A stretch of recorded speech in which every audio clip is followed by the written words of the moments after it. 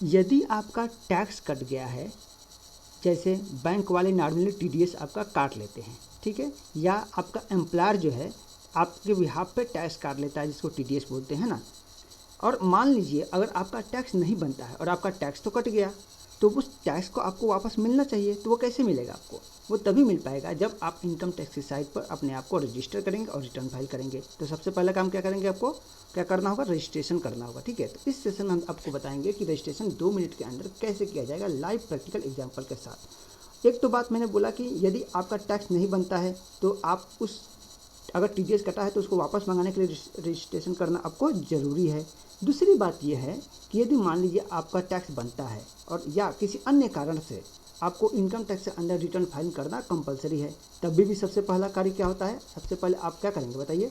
सबसे पहले अपने आप को रजिस्ट्रेशन करेंगे, वो भी 2 से 5 मिनट के अंदर। मैं प्रैक्टिकली यहाँ पर करके दिखाने वाला हूँ, ठीक है। तो आप समझ गए होंगे कि हमें रजिस्ट्रेशन क्यों ज़रूरत पड़ती है, ठीक है। अब बात आती है कि बहुत लोग ऐसे नए लोग होते हैं, कहते हैं यार चलो ठीक है भैया, मेरा आईटीआर नहीं कटा है, टीडीएस तो नहीं कटा है, तभी भी क्या मुझे आईटीआर फाइल करना चाहिए? बिल्कुल करना चाहिए दोस्त। वो क्यों करना चाहिए, मैं आपको इसी में दिखाऊंगा कि उसके क्या क्या बेनिफिट्स हैं, और साथ ही साथ कवर करेंगे कि इसका ड्यू डेट क्या है, और एक प्रैक्टिकल एग्जांपल मैं आपको दिखाऊंगा 2 मिनट के अंदर भर के, ठीक है। मतलब रजिस्ट्रेशन करके दिखाऊंगा कि आप कैसे क्विकली अपने आप को रजिस्ट्रेशन कर सकते हैं। तो सबसे पहले ये हमारा नेक्स्ट टॉपिक होगा, ठीक है। हम कवर कर लेते हैं कि हमने क्या बताया इससे पहले कि हमें रजिस्ट्रेशन क्यों ज़रूरत पड़ती है। तो हमें रजिस्ट्रेशन करने की सबसे पहले ज़रूरत इसलिए पड़ती है क्योंकि हमें आईटीआर फाइल करना है ना। विदाउट इसको नहीं करते हैं। जब हम रजिस्ट्रेशन करते हैं तो हमें लॉगिन आईडी पासवर्ड मिल जाता है, और वो लॉगिन आईडी पासवर्ड जब हमें मिल जाता है तो हम बहुत सारे कार्य कर सकते हैं। जैसे अपना 26A देखना। 26A क्या होता है? 26A जो होता है, जितने भी आपका एक तरह से आपका सिविल स्कोर है, मतलब जितने भी आपका टीडीएस कटा है, जहाँ से जितने लोग भी काटे हैं, ठीक है, पूरा उसके अंदर हर एक स्टेटमेंट होता है, छोटे मतलब सब कुछ उसमें समराइज फॉर्म में होता है। तो एक तरह से जैसे बैंक वाले आपका सिविल स्कोर चेक करते हैं ना, जस्ट लाइक वही समझिए, ठीक। तो 26A सब वहाँ से चेक कर सकते हैं, A to Z में तो पूरा चिट्ठा आप निकाल सकते हैं अपना, ठीक। उसके बाद अगर कोई इशू है आपके साथ, डिपार्टमेंट ने नोटिस दे दिया है, तो आपको पहले रजिस्ट्रेशन करना होगा। तो हम इसी में सीखेंगे। मैं बता रहा हूँ कि आप जब रजिस्ट्रेशन कर लेंगे तो आपको क्या क्या कार्य करने का पावर मिल जाएगा। तो आप आईटीआर भर सकते हैं, 26A चेक कर सकते हैं, कोई इशूज़ है डिपार्टमेंट के साथ तो उस डिपार्टमेंट को जो इशूज़ हैं उसको हैंडल कर सकते हैं। यहाँ से ऑनलाइन ही सारा काम होगा, ठीक। और साथ ही साथ अब आईटीआर का बेनिफिट क्या है? आईटीआर का बेनिफिट मैंने स्टार्टिंग में ही बोला कि यदि आपका टीडीएस कटा है, बैंक नॉर्मली काट लेते हैं, ठीक है, तो उसको वापस पाने के लिए क्या करना पड़ेगा? आपको रिटर्न फाइल करना पड़ेगा। रिटर्न फाइल क्यों कैसे करेंगे? जब आप पहली बार रजिस्ट्रेशन कर लेंगे तभी हो पाएगा, राइट। दूसरी बात, आपका एम्प्लॉयर, मैंने बात किया था, एम्प्लॉयर वाला हो गया। तीसरी बात मैंने कहा कि किसी अन्य कारण से आपका टीडीएस कट गया है, एक्सेस कट गया है, टैक्स ज़्यादा जमा हो गया आपके नाम पे, तो आप उसको वापस लेंगे ही लेंगे, तभी भी रजिस्ट्रेशन की ज़रूरत पड़ेगी, ठीक। और किसी अन्य रीजन से जैसे कि लॉस होते हैं, आपको किसी कहीं से आप बिज़नेस कर रहे हैं और बिज़नेस में लॉस है, तो उसको कैरी फॉरवर्ड करना होगा, तभी भी आपको करना पड़ेगा। हाँ, एक मोस्ट इंपॉर्टेंट मैं बता दूँ कि जो लोग नॉर्मली आईटीआर नहीं फाइल करते हैं, उनके लिए एक अलग से बेनिफिट ये है, आजकल सब लोग बिजनेस कर रहे हैं ना, तो उनको लोन चाहिए। तो जब भी आप लोन लेने जाते हैं तो आईटीआर उसमें एक एविडेंस के रूप में कार्य करता है, बैंक वाले इसको एविडेंस के रूप में मानते हैं, तो इसलिए आपको आईटीआर फाइल करना चाहिए, ठीक है। और आईटीआर मैंडेटरी भी है बहुत सारे जगह, जैसे कि अभी एक 7th प्रूफ जो आया है इस अमेंडमेंट में, इसमें 3 कंडीशंस हैं, है ना, उसमें से कोई भी एक में फॉल करते हैं तभी भी आपको आईटीआर, इनकम हो चाहे नहीं हो, इससे कोई फर्क नहीं पड़ता है, आपका टैक्सेबल इनकम हो या नहीं है, यदि उस कंडीशन में चले गए तो आपको आईटीआर फाइल करना कंपलसरी है, उसके लिए रजिस्ट्रेशन आपको कराना जरूरी हो जाता है, ठीक है। तो इस प्रकार हम देखेंगे धीमे धीमे करके। अभी तो मेरा मेन फोकस है कि मैं आपको क्विकली दिखा दूँ 2 मिनट के अंदर कैसे रजिस्ट्रेशन आपको किया जाता है, यदि आप एक सिंपल पर्सन है। सिंपल पर्सन का मतलब है कि आप एक नेचुरल पर्सन है, ठीक है। अब मैं एक बात कर लेता हूँ ड्यू डेट की। तो दोस्त नॉर्मली जो ड्यू डेट है ना, 3 पार्ट में डिवाइड होता है। एक 31 सितंबर, ठीक है, कंपनी और ऐसे पर्सन के लिए अदर देन कंपनी जिसका टैक्स ऑडिट होता है या किसी अदर एक्ट में ऑडिट होता हो, ठीक है, या वर्किंग पार्टनर जो जिनका ऑडिट हो रहा है, वर्किंग पार्टनर एक फर्म के जिनको ऑडिट हुआ है। तो ऐसे 3 लोगों को जो ड्यू डेट था 30 सितंबर था, जिनका ट्रांसफ़र प्राइसिंग इंटरनेशनल टैक्सेशन में जो लोग कवर होते थे, मतलब जो एक देश से दूसरे देश के अंदर लेन देन करते हैं उसके अंदर जो टैक्स में कवर होते थे, उनका टीपी, जिसको टीपी बोला जाता है, उस केस में 30 नवंबर होता था। और बाकी सारे केस में, यानी कि यदि आप एक इंडिविजुअल है तो आपके केस में 31 जुलाई होगा, राइट।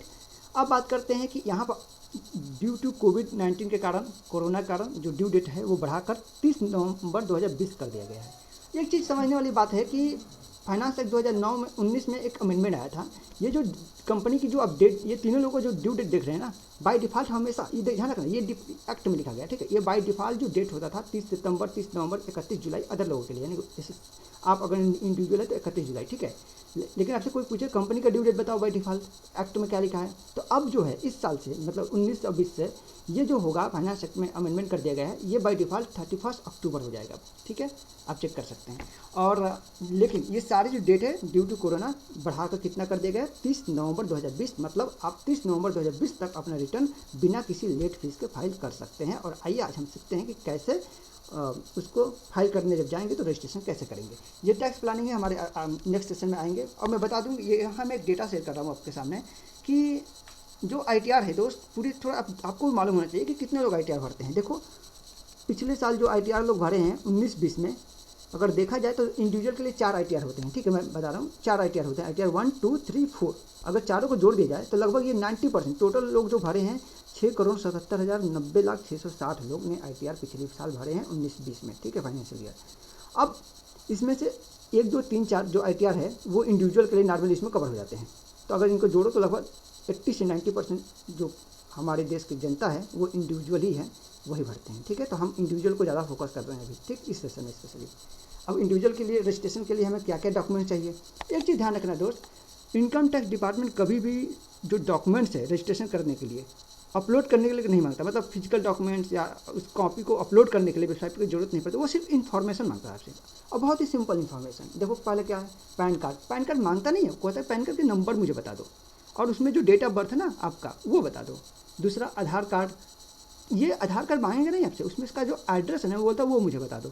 मोबाइल नंबर 2 चाहिए आपको, एक मोबाइल नंबर आपका और दूसरा मोबाइल नंबर किसी भी आपका, जैसे आपका मैडम हुई तो मैडम का ले लीजिए, या पेरेंट्स का ले लीजिए, दोस्त का ले लीजिए, या जो टैक्स आपका फाइल करता है उसका ले सकते हैं, किसी का भी ले सकते हैं। मतलब एक से ज़्यादा, एक आपका मोबाइल नंबर, एक किसी और का, दूसरा भी आपका हो सकता है, नो डाउट। इसी प्रकार 2 ईमेल आईडी, एक आपका एक किसी और का या किसी आपका भी हो सकता है, ठीक है। और ये सब डॉक्यूमेंट्स को अपलोड करने की जरूरत नहीं है, बस इतने ही डॉक्यूमेंट चाहिए आपको। इन्फॉर्मेशन चाहिए, डॉक्यूमेंट ना कहा जाए इसको, इन्फॉर्मेशन कहा जाए। इन्फॉर्मेशन चाहिए आपको अपना रजिस्ट्रेशन करने के लिए। अब आते हैं कि रजिस्ट्रेशन हम 2 मिनट में कैसे कर सकते हैं।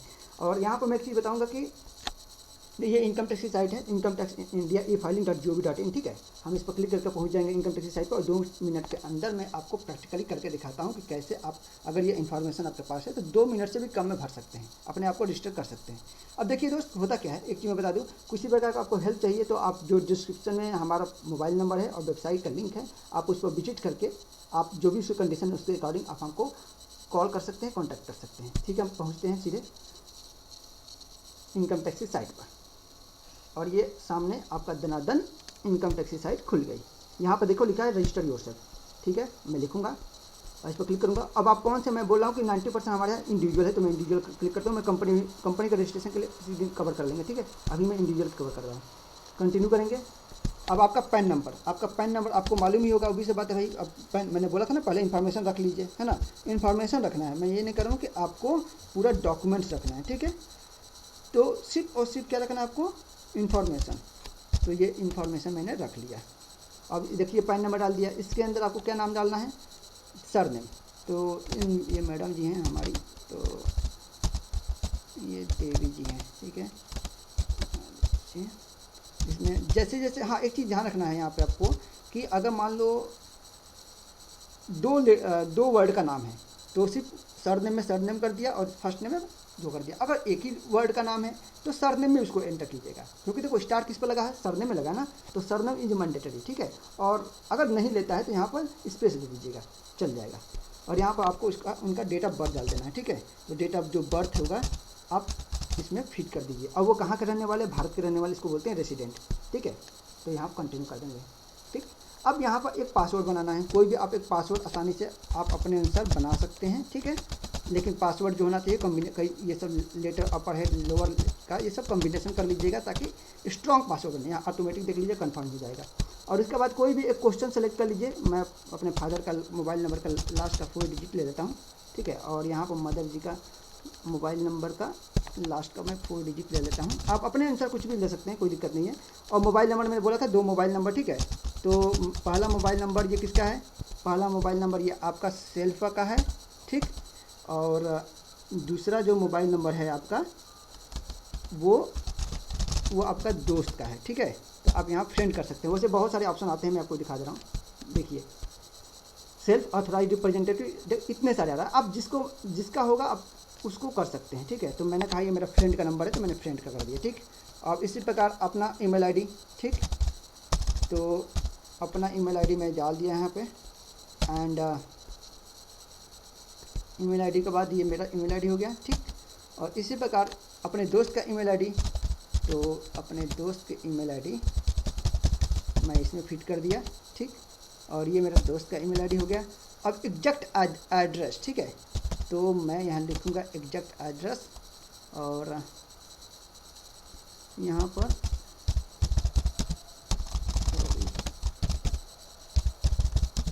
आप जो एड्रेस लिखा है आपके आधार कार्ड में, ठीक है, वो एड्रेस लिखेंगे। यहाँ अपना पिन नंबर डालेंगे। यहाँ पे आपका आ जाएगा, जैसे ये लक्ष्मी नगर का है तो लक्ष्मी नगर हो गया, ठीक। आप पोस्ट ऑफिस सेलेक्ट कर लेंगे अगर आता है ऐसा कुछ तो, ठीक है। ये ईस्ट दिल्ली में आता है तो मैंने ईस्ट दिल्ली कर दिया। अब इसको कंटिन्यू कर देंगे। अब हो गया आपका रजिस्ट्रेशन। अब आपको लास्ट टाइम क्या करना है मैं बता दे रहा हूँ। देखिए इस मोबाइल नंबर पर और इस ईमेल आईडी पर एक OTP जाएगा, दोनों अलग अलग OTP होगा, समझने वाली बात है, ठीक है। आप दोनों को ओपन कीजिए, अपनी ईमेल आईडी से ओपन कीजिए, उस पर OTP जाएगा, इस मोबाइल पर OTP जाएगा। इसको कंफर्म करते ही दोनों जगह का जो OTP है रिस्पेक्टिव जगह पर आपको इसमें एंटर करना है। जैसे कि जो ईमेल पर OTP गया है इसमें एंटर करना है, जो मोबाइल पर गया है इसमें एंटर करना है। एंटर करके वैलिडेट की इस पर क्लिक कीजिए, आपका रजिस्ट्रेशन होता है कंप्लीट है। अब आपको जो आईडी क्या हो गया, आपका आईडी यहाँ पर पैन नंबर हो गया और पासवर्ड क्या होगा जो आपने बनाया है। इस प्रकार आपका रजिस्ट्रेशन 2 मिनट के अंदर कंप्लीट हो जाता है, ठीक है। तो हम नेक्स्ट सेशन में मिलते हैं बाकी हमारे टॉपिक के साथ। तब तक के लिए हमारे साथ बने रहिए और कोई भी दिक्कत है तो आप डिस्क्रिप्शन में जो नंबर और ईमेल आईडी है उसको आप कॉन्टैक्ट कर सकते हैं या वेबसाइट पर पहुँच कर कॉन्टैक्ट कर सकते हैं। Thank you so much.